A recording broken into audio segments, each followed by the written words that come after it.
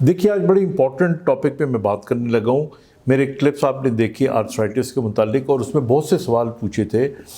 मैंने अपने क्लिप में कहा था कि जो लोग आर्थराइटिस का शिकार होते हैं, ख़ास तौर पे घुटनों की जिनको प्रॉब्लम होती है, उनको ज़्यादा चलना नहीं चाहिए। तो फिर सवाल ये पैदा होता है कि अगर चलेंगे नहीं तो फिर एक्सरसाइज कैसे करेंगे। बहुत से जो डॉक्टर्स होते हैं और जो लोग हैं वो एडवाइस कर रहे होते हैं कि जी आपको अपनी जोड़ अच्छे रखने के लिए चलना चाहिए। अब मैं यहाँ पे आपको 2-3 बातें बताना चाहता हूँ। देखिए, जोड़ों की बहुत सी बीमारियाँ हैं जिनके अंदर रूमेटॉइड आर्थराइटिस है, ऑस्टियोआर्थराइटिस है और सोराइसिस की वजह से आर्थराइटिस हो सकता है, सीरो नेगेटिव आर्थ्रोपैथीज है उनकी वजह से आर्थराइटिस हो सकता है, गाउट भी एक किस्म का जॉइंट का पेन होता है। लेकिन हम इस वक्त सिर्फ बात कर रहे हैं ऑस्टियोआर्थराइटिस। ऑस्टियोआर्थराइटिस का मतलब ये होता है कि जिन लोगों के घुटने या बाकी जोड़, ख़ास तौर पे घुटने घिस गए हों, तो जिन लोगों के घुटने घिस गए हों और इस घिसने की एक वजह ये होती है कि आपने ज़रूरत से ज़्यादा उन पर जोर डाला होता है, या वो लोग जो बहुत मोटे होते हैं या वो बहुत ज़्यादा काम करने वाले होते हैं, बहुत सारी सीढ़ियाँ चढ़ने वाले होते हैं, पूरी जवानी में बहुत सारा काम किया, एंड में जाके उनके जो घुटने हैं वो घिस गए। अब ऐसे लोगों को जब दर्दों की तकलीफ़ शुरू हो जाए या ऑस्टियोआर्थराइटिस में हड्डियां बढ़ जाती हैं घुटने की, ये कैफियत हो जाए, तो फिर एक्सरसाइज के तौर पे चलना नहीं चाहिए। बहुत सी और एक्सरसाइजेज आप कर सकते हैं, लेकिन फिर आपके लिए ज़्यादा चलना मुनासिब नहीं है। अब मैं आपको 1-2 बातें बताने लगा हूँ।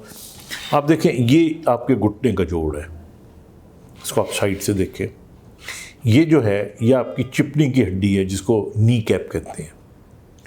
जब आप चलते हैं तो यूं करके आप चलते हैं तो ये जो आपकी नी कैप होती है ये इस पे रगड़ खा रही होती है।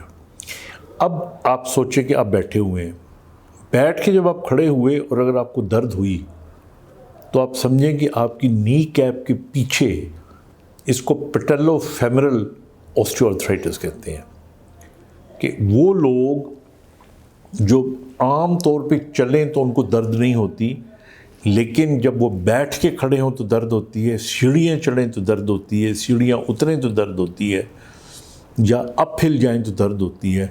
उनके अंदर ज़्यादातर जो शिकायत होती है वो पेटेलो यानी इस जोड़ की, पेटेला की और पेटेलोफेमरल जॉइंट कहते हैं। इन लोगों को जो एहतियात करनी चाहिए वो एहतियात होनी चाहिए कि नीवी जगह पे ना बैठें तो ऊंचे। मिसाल के तौर पे घर में सोफ़ा है तो सोफ़े पे बैठने के बजाय घर में कुर्सी में बैठें, क्यों कुर्सी से बैठ के जब आप उठेंगे तो ये मूवमेंट कम होगी, लिहाजा ये घिसेगा भी कम और दर्द भी कम करेगा। इसी तरह आपका बेड ऊंचा होना चाहिए, सीढ़ियाँ चढ़ते हुए परहेज़ करना चाहिए, या बहुत आराम से दोनों पाँव एक एक सीढ़ी पे रख के आहिस्ता आहिस्ता चलें। तो ये हो गया पेटेलोफेमरल के लिए। अच्छा, इसके बाद जिन लोगों को ऑस्टियोआर्थराइटिस के अंदर ये 2 हड्डियों के दरमियान जो कार्टिलेज होता है ये घिस जाता है, जिनको ये आम तौर पे आपने देखा होगा कि हमारे यहाँ ख़वातीन हो या मर्द हो, ख़वातीन ज़्यादा, क्योंकि उनका जो स्ट्रक्चर होता है ज़रा डिफरेंट होता है, तो वो थोड़ा लंगड़ा के चल रही होती हैं, चलते हुए उनको दर्द हो रही होती है, बाज़ औक़ात लगता है ख़ुद को घसीट के चल रही होती हैं।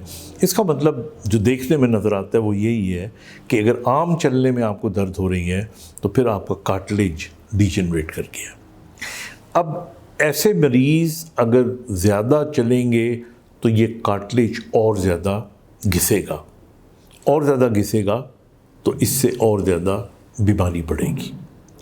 अब लोगों को शुगर भी होती है, लोगों को साथ ब्लड प्रेशर भी होता है, तो सवाल ये पैदा होता है कि फिर उनको कैसी एक्सरसाइज करनी चाहिए। तो यहाँ पे मैं आपको एक फार्मूला बताने लगा हूँ। देखिए, हम ये समझते हैं कि सिर्फ वॉक करना या जॉगिंग करना या भागना ये एक्सरसाइज है। ऐसा नहीं है।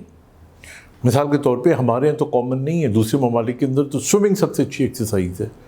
अगर आप स्विमिंग करते हैं, इसको हम कहते हैं नॉन वेट बेयरिंग एक्सरसाइजेस, यानी ऐसी वर्जिश जो जिस पे वेट ना पड़ता हो आपके घुटनों के ऊपर।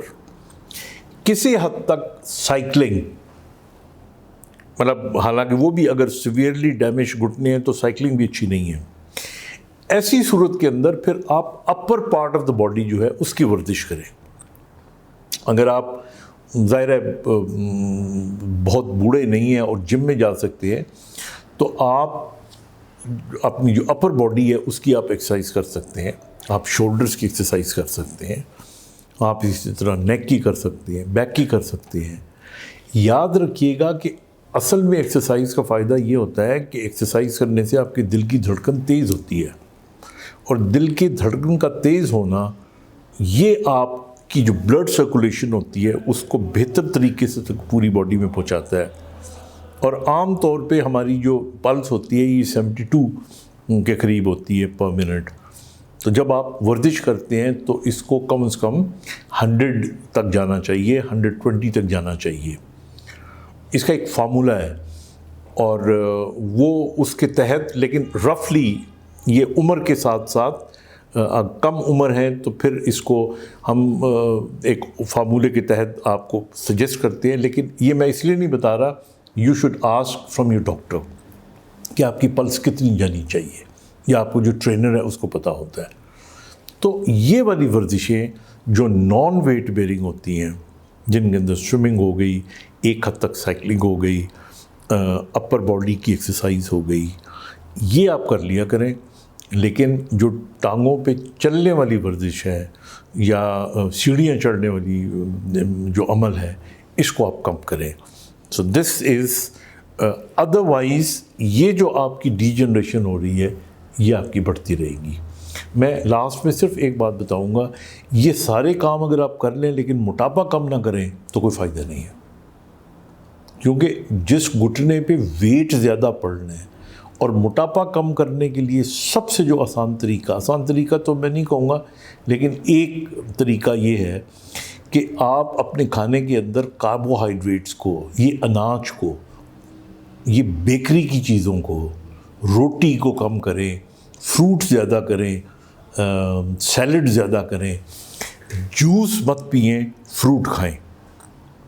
जूस से आप मोटे हो सकते हैं, सैलड या फ्रूट खाने से आप मोटे नहीं होंगे। तो इसलिए अपना मोटापा कंट्रोल करें। तो आदि जो बीमारी का इलाज है इसका, ऑस्टियोआर्थराइटिस का, जो आपको तंग कर रहा है, ये ठीक हो जाएगा। उसके अलावा डॉक्टर फिर कई तरीके बताते हैं जिसमें अद्वियात होती हैं, सर्जरी भी होती है, जॉइंट रिप्लेसमेंट भी होती है, वो एक अलग बात है। लेकिन इन बातों का आप ख्याल रखिएगा। Thank you.